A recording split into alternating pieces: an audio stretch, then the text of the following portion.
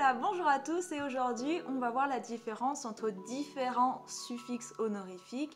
On va pas tous les faire évidemment, mais on va voir les principaux, ceux qu'on entend le plus, à savoir san, sama, chan et kun.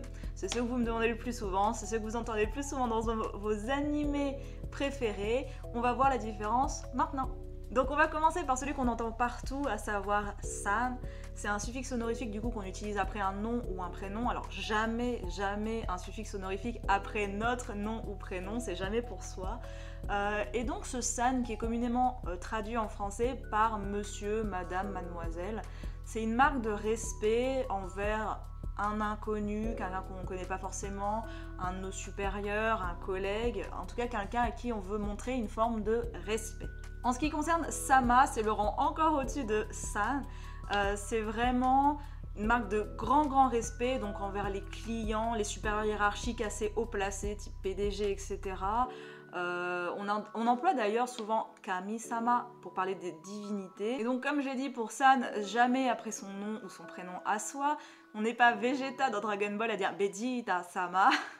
Non, ça non, faut surtout pas dans la vraie vie, hein, surtout pas.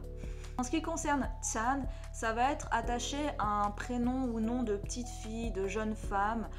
Donc c'est plutôt un surnom, alors là pas forcément de respect, mais plutôt affectueux pour montrer son attachement à donc plutôt une personne de sexe féminin.